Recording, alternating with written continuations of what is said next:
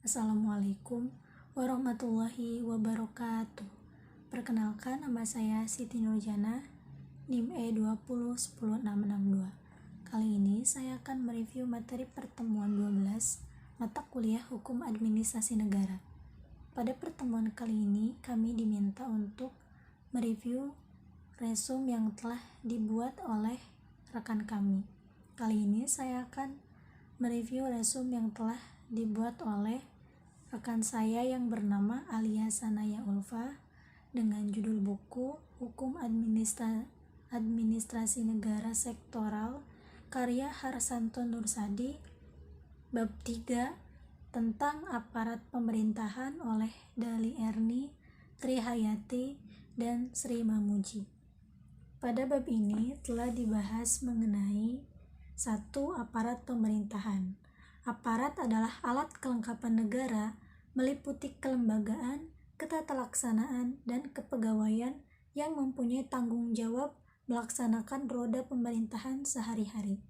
Adapun aparat pemerintah adalah pegawai negeri, alat negara, aparatur negara. Istilah aparatur negara sering dipertukarkan dengan birokrasi negara dalam rangka mencapai tujuan nasional sebagaimana tercantum dalam alinea keempat pembukaan Undang-Undang Dasar Negara Republik Indonesia tahun 1945, diperlukan aparatur sipil negara. Aparatur sipil negara adalah profesi bagi pegawai negeri sipil dan pegawai pemerintah dengan perjanjian kerja yang bekerja pada instansi pemerintah.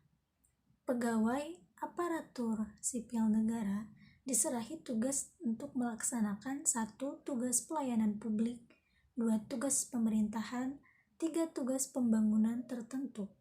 Dalam Undang-Undang Nomor 5 Tahun 2014 tentang ASN, kepegawaian negara yang disebut ASN mencakup 1. PNS, pegawai negeri sipil, 2. PPPK, pegawai pemerintah dengan perjanjian kerja. Selain itu, dalam bab ini juga dibahas mengenai 2. Pengaturan aparat pemerintah. Pengaturan ASN tidak terlepas dari peraturan kepegawaian negara yang telah panjang dilakukan oleh pemerintah. Dalam hal pengelolaan kepegawaian negara sebelum adanya Undang-Undang ASN, terdapat 2 undang-undang yang berlaku, yaitu Undang-Undang Nomor 8 Tahun 1974 tentang pokok-pokok kepegawaian sebagaimana telah diubah dengan Undang-Undang Nomor 43 Tahun 1999. Di dalam pelaksanaannya, kedua undang-undang kepegawaian tersebut digunakan bersama-sama, padahal berbeda jiwa pembuatannya masing-masing undang-undang tersebut. Pembuatan Undang-Undang Nomor 8 Tahun 1974 adalah dalam suasana sistem politik dan sistem pemerintahan yang otoriter dan sentralistik. Sedangkan pembuatan Undang-Undang Nomor 43 Tahun 1999 dalam suasana pemerintahan reformasi.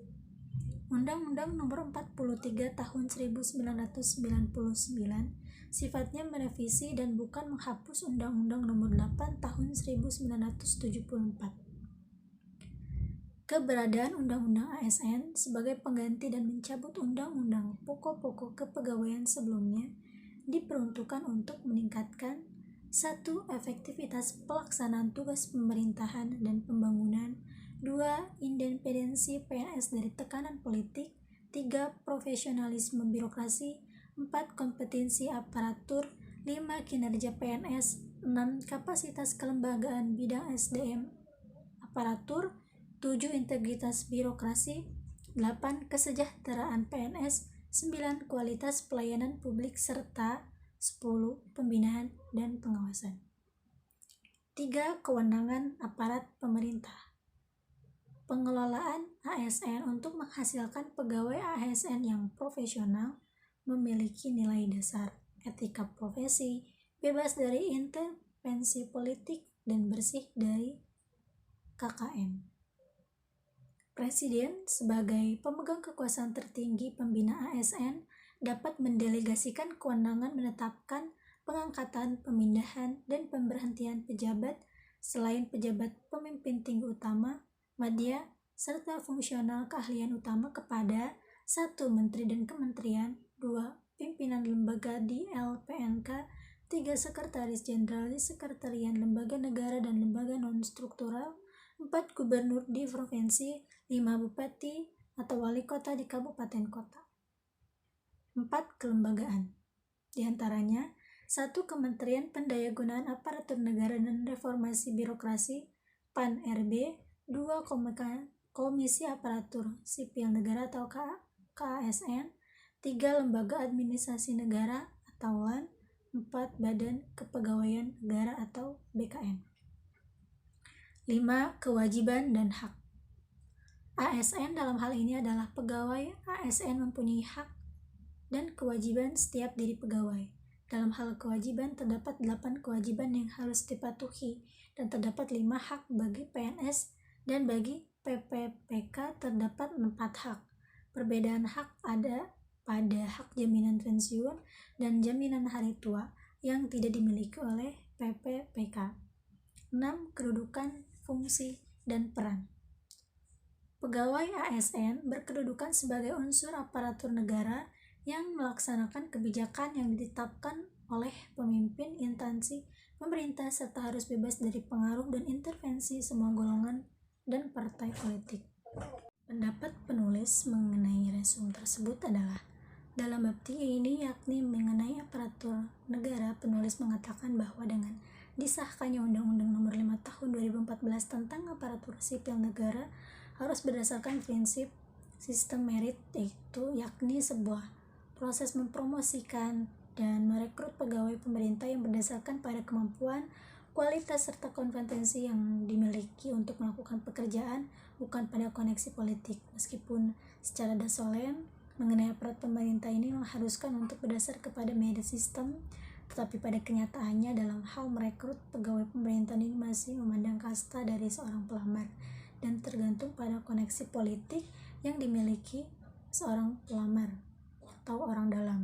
Kemudian dalam bab ini terdapat beberapa kutipan baik dari para ahli dan sumber lainnya.